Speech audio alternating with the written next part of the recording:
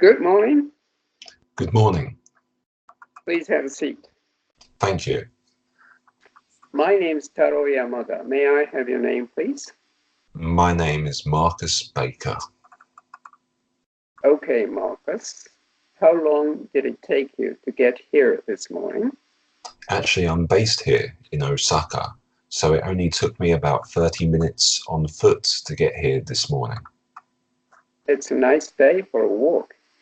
All right. Could you tell me a little bit about yourself? Okay, I'm an editor at a publishing company here in Osaka, but I was born and brought up in Kyoto. Which do you like better, Kyoto or Osaka? I like both, but I prefer Kyoto because Osaka is too crowded and too built up. Because Kyoto is so close, I often head back there on the weekends to see my family and to get away from the stresses of work. Okay, thank you very much. Let's begin the test. Here's the topic card. Okay. You have 1 minute to choose one topic from the 5 choices and prepare your speech. Okay. Okay, your time is up. Please tell us which topic you chose. I chose the third topic. Is tradition always worth preserving? Okay, you have 2 minutes to give your speech. Please begin. In my opinion, I don't think you can say whether tradition is always worth preserving. It depends on the specific tradition that people are talking about. To explain my opinion, I have 2 reasons. The first is that some traditions add value to modern life and help connect us to the past. However, my second reason explains that some traditions are a part of the past and should be left that way. Using examples from Japan, one important tradition worth preserving is marking the passing of seasons. Japan has many ceremonies and traditions which mark spring, summer, fall, winter, as well as the end of the year. They are as important, they remain to us, respect nature and our place in it, even in the modern world. Another one is taking off our shoes before entering homes. We are symbolically leaving the outside world behind, and it helps to keep home clean. In that way, it improves our daily lives and connects us with past customs at the same time. Some people may say that tradition is always worth preserving.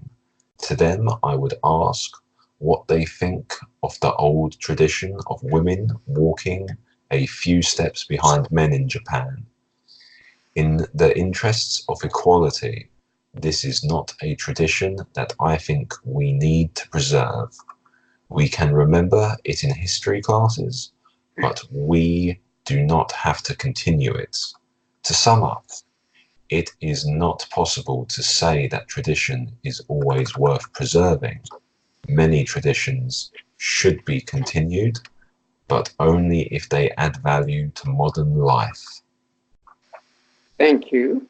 We are now going to ask you some questions about your speech. You mentioned the tradition of taking off shoes in Japan. Can you explain a bit more about how this brings value to modern life? Well, I think that the tradition of taking off our shoes when we enter other people's homes or sacred places is an important part of respect. We're respecting other people or places by trying to make sure we do not bring in dirt from outside. On a personal and practical level, when we take off our shoes before entering our own homes, Our cleaning duties are lighter. If I kept my shoes on at home, I'd have to clean a lot more often than I do now.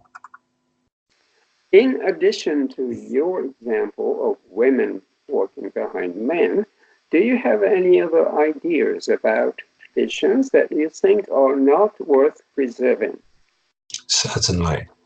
The Japanese tradition of sending New Year's cards is one that is becoming less popular, particularly among young people. Japanese people send many cards to friends and acquaintances and business connections. Some of my friends, however, prefer to send email from their computers or messages from their cell phones. These options are quicker, cheaper, and more environmentally friendly. In this case, I think people should be allowed to choose whether they want to send cards or not, and society should stop pressuring people to preserve this tradition. And do you feel the same way about summer and New Year's gifts? Yes, those traditions can place a big financial burden on people and create an uncomfortable relationship of obligation. In addition, sometimes people end up with things they do not want or use. This tradition causes a lot of wasteful and unnecessary spending in society. I think that people should find other ways to build and maintain relationships. You've talked quite a bit about which traditions to preserve. What do you think is the best way to preserve those traditions? Actually, I think that the home is the best place to preserve and pass on traditions. If children see that their parents value traditions, such as cleaning the whole house at New Year or bowing to show respect, then children will continue these traditions in the future.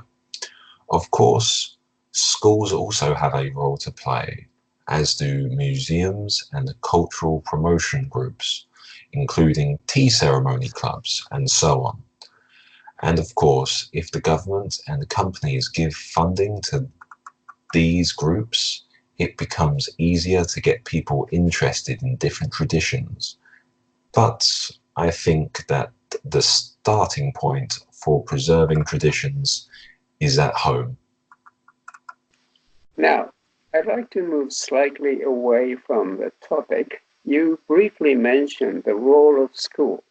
I'd like to ask whether you think it's important for Japanese schools to teach Japanese history.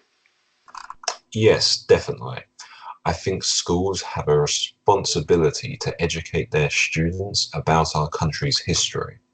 With this knowledge, students can better understand the world around them, and it will also give them a better idea of what direction their country should take in the future.